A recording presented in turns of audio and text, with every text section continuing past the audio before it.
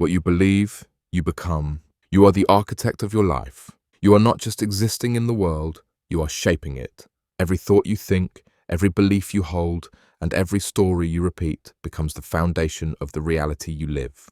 You are not passive. You are powerful. You are the architect of your life.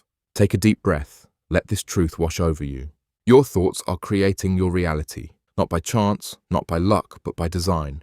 This is not a surface-level motivational quote. This is truth backed by science, observed through experience, and confirmed by your own patterns. Every time you think something repeatedly, it becomes a belief. Every belief you hold filters how you see the world, and what you expect, you prepare for. So today, we're going to explore, slowly, deeply, how your thoughts shape your life. You'll see how to harness the most powerful tool you've ever had, your mind. And when you begin to use it with intention, everything shifts. Chapter 1. The power of the first thought. Look around. Every object in your space was once invisible. It started in someone's mind. It began as a thought, then it became real. A home, a table, a song, a system, a dream, a movement. Everything created by humans began with a thought. The same is true for your life. The way you speak to yourself, the goals you pursue, the fears you carry, they all come from seeds that were once thoughts. You may think, I'm just being realistic. But often, being realistic just means repeating old programming.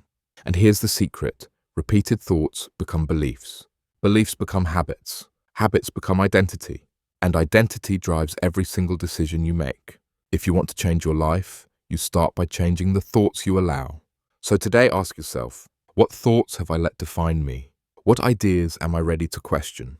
What new thought can I practice today that points me toward the person I want to become? Pause, breathe, let a new thought in. Chapter 2. You believe it, then you see it. Most people live backwards. They say, I'll believe it when I see it. But creators live differently. They know, I'll see it when I believe it. Belief is not a luxury. It's not a nice to have. It's a creative force. The brain doesn't wait for proof before forming patterns. It creates proof based on what it already believes. If you believe money is scarce, you'll overlook opportunities. If you believe love is painful, you'll sabotage connection.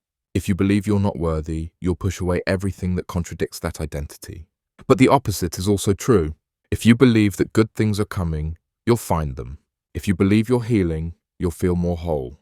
If you believe you're growing, you'll act like someone who is. Belief is the lens. It changes what you see and how you interpret what you see. You don't need to believe perfectly, just consistently, just enough to let in new experiences, just enough to stop blocking what's already on its way. What would happen if you chose to believe for just one more day? Chapter 3. Frequency is reality. Thoughts are not just ideas. They are frequencies. They hold emotion, memory, and power. When you think the same thought repeatedly, your brain wires around it, and your energy begins to reflect it. When you dwell in fear, your posture changes. Your breathing tightens. Your body becomes rigid, and the world mirrors that tension back to you. But when you dwell in peace, your voice softens. Your perspective widens. You move differently, and so does the energy around you. This isn't imagination. This is biology. This is physics. This is spiritual law. You attract what you are available for, and you are available for what you believe is normal. So ask yourself, what frequency have I been living in? Scarcity or abundance? Fear or trust? Shame or grace? You don't change your life by wishing for better. You change it by shifting your internal state, by choosing thoughts that align with the reality you want to feel. Again and again and again, until it becomes second nature, until your body believes it too. Chapter 4. The story becomes the structure. What story are you telling? Every day, with every sentence, you are reinforcing something. And most of the time, it's invisible. You say, I'm terrible with money. I can't focus. People always leave.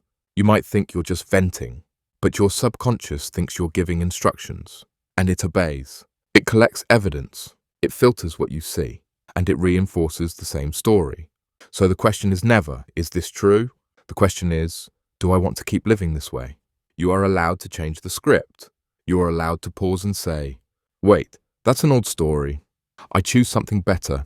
Here's how that sounds. Instead of, I never get it right, you say, I'm learning every single day. Instead of, I always mess things up, you say, I'm growing through every experience. Speak the story you want to live. Repeat it until your nervous system relaxes into it, until your life starts to catch up, because it will. Chapter 5. Assume it's already yours. There is power in assumption. And I don't mean guessing. I mean embodying. When you assume something is already done, you stop chasing it. You stop acting like a beggar. You stop performing for validation. You begin to move with peace, with certainty, with power. This is the shift from hoping to knowing, from waiting to preparing. Think about a package you know is arriving. You don't panic. You make space for it. That's what assumption does to your energy. It creates room. It tells your mind, I already have it. Let me walk like it. When you assume love is on its way, you stop acting from desperation. When you assume your work matters, you stop watering down your voice. When you assume overflow is your new normal, you stop playing small to feel safe. Assume what is good. Assume what is aligned. Assume that if the desire was planted, so was the path. Because the more you assume you are ready, the more your life reflects it. Chapter 6. Interrupt the pattern. Your life right now is shaped by a series of thoughts on autopilot. Some of those thoughts were planted long ago, by someone else, in a moment you didn't even realize was significant. And now they run in the background, quiet, familiar, but powerful. You think, I don't want to fail. I shouldn't want too much. I always attract the wrong people. And every time you think it, the groove gets deeper. The pattern gets stronger. But patterns are not permanent. They're just practiced. You can break the loop. You can stop mid-thought and say, no, not this time. And in that moment, a new path begins. Say it out loud. This pattern ends with me. I don't need proof to believe something better is possible.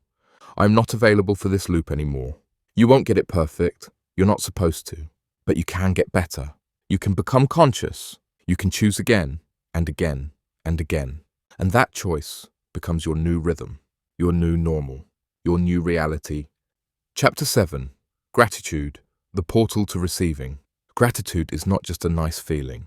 It is an energetic portal. It is the bridge between belief and manifestation. When you are grateful, you say, I'm safe. I trust. I already have what I need. And that state of being makes you magnetic. It opens your heart. It softens your grip. Gratitude doesn't require perfection. It doesn't mean you love everything that's happening. But it does mean you trust that everything is part of something greater. Say it now. Thank you for what is already working. Thank you for what I cannot yet see. Thank you for reminding me that I am already enough. When gratitude becomes your practice, lack loses its power. When you train your mind to say thank you before the blessing appears, the blessing appears more often because your thoughts no longer resist it. They welcome it. You are the writer of your reality. Let this truth settle in. You are not stuck. You are not too late. You are not broken. You are a creator, a thinker, a feeler, a builder of worlds. And it begins in your thoughts. You don't have to do more. You have to align more. You have to trust more. You have to interrupt less and allow more. So right now, make a decision. I'm going to treat my thoughts with reverence. I'm going to speak with power. I'm going to practice new beliefs like my life depends on them, because it does. You are allowed to evolve. You are allowed to release every old thought that no longer fits the future you are building. Your thoughts create your reality. So think with love. Think with faith. Think with courage. Because your next chapter is listening, and it's ready to be written.